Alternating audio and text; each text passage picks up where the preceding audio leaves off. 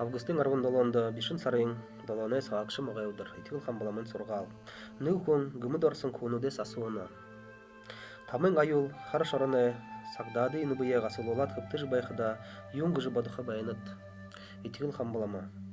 Саг баримталсан богонихон бусаажа болохо үгэй, гэжэ айлдаа. Саг ехээр баримталжа байсан богонихон болохын үгэй. Саг баримталха дотор ылдып кыргы турсын үдэр ба оятымдыглы хазоне дахин орин наса шороной.